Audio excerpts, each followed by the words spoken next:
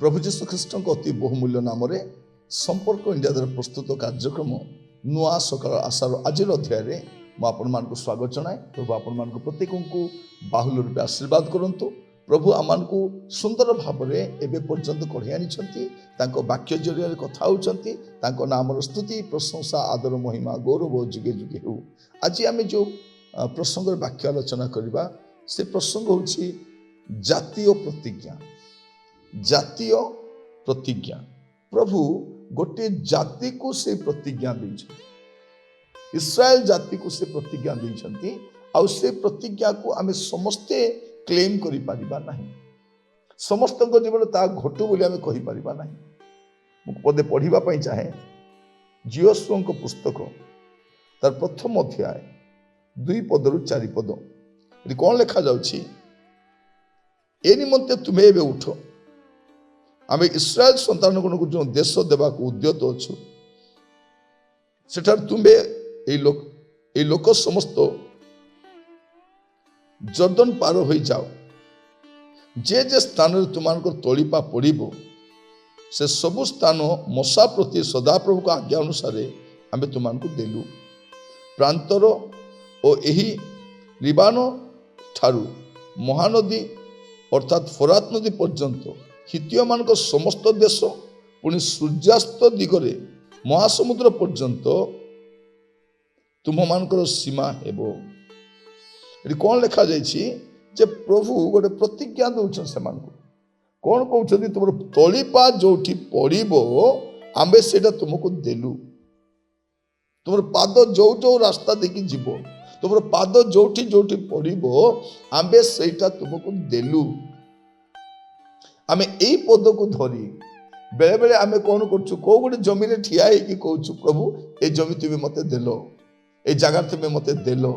कारण तुम्हें प्रभु जियोशु को कही प्रभु मशा को कही प्रभु इस्राएल मान को कही प्रभु से मान को कही प्रभु आमको कही ना यहाँ कौन अटे जातीय प्रतिज्ञा अटे। बेले बेले क्या क्या जीवन में हो जाए कहते मुझे वाक्य अनुसार कहली प्रभु मो पाई कहले तो समस्त ठीक होना यहाँ कारण समस्त नुह यहाँ। तेणु आप निरुत्साहित हूँ ना को जगह गोटे भल देखागला आम से ठिया गलु आ प्रार्थना कलु प्रभु ये जगह तुम्हें मत देछ बोली धन्यवाद दूची समस्ते आमेन आमेन कहती। प्रिय भाई बहन मैंने सेमती हुए ना। आप बाइबल को बुझा चेष्टा करूँ। बाइबल रो सबू प्रतिज्ञा आम पाई नुहे, बाइबल रो सबू विषय आम पाई नुहे। आमे सब विषय क्लेम करि पारिबा नहीं। एटा प्रभु कहा को कहउचंती एई कथा प्रभु कहउचंती इस्राएलिय मानकु। प्रभु कहउचंती तुम तलिपा जोठी पड़िबो से स्थान सबु मशांक प्रति सदा प्रभु को वाक्य अनुसार आमे तुमको देलु, से समस्त स्थान आमे तुमको देलु। तो एईटा को धरिकी आमे बेले बेले विचलित हो जाउछु, अरे मु तो प्रभु को मागिली हेले प्रभु काहे के मते दउनांती। ताले प्रभुकर वाक्य कौन मिछ कि? प्रभुकर वाक्य मिछ नुहे, आम मानकर बुझीबाटा ही भूल। आमको प्रभु कौन कही देखंतु द्वितीय पितर तार 3 पर्व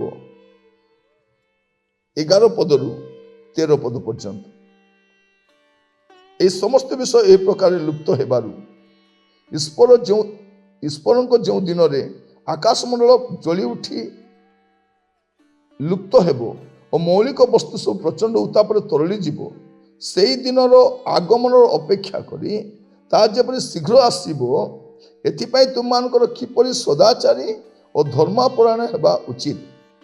आमे माने ताहांको प्रतिज्ञा अनुसार गोटे नूतन आकाश मंडल और नूतन पृथ्वी अपेक्षा अच्छु जहाँ धार्मिकतार आवास स्थल हेब। प्रिय माने यही प्रतिज्ञा क्या प्रतिज्ञा समस्त ख्रीष्टाश्रित विश्वासी मान समस्त साधु भक्त मान नूतन नियम विश्वासी मान प्रभु एक कथा कौन कहते प्रतिज्ञा करिसेंती गोटे नूतन आकाश मंडल नूतन पृथ्वी। ए पृथ्वी नष्ट हो जिवो, ए पृथ्वी शोभा नष्ट हो जिवो, ए जो देखुଛୁ ए सुंदर पृथ्वी दिने नष्ट हो जिवो। तो आमको प्रभु कौन प्रतिज्ञा करिसेंती ए प्रतिज्ञा आम पाई अच्छे नूतन आकाश मंडल नूतन पृथ्वी। आमे कौन करूँ से प्रतिज्ञा को क्लेम करूँ प्रभु क्या घरे पलैबू प्रभु ये घर तुम्हें मत दियो,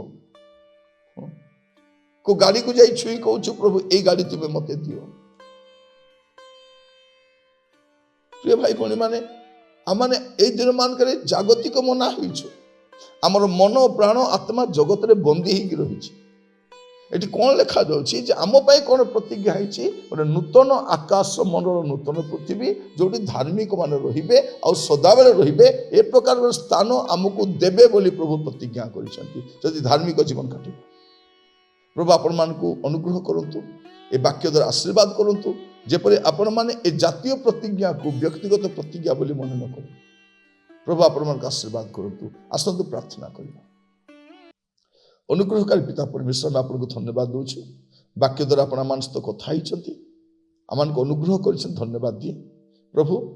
मुझे प्रार्थना करना मोर भाई भौणी मान दया दान कर अनुग्रह कर प्रभु। बाइबल को बुझापी साहाय्य कर जपर आम बाइबल अनुमोदित विषय गुड़ाक ग्रहण करूँ एत आम को अनुग्रह कर विश्वास आम अटल कर प्रभु।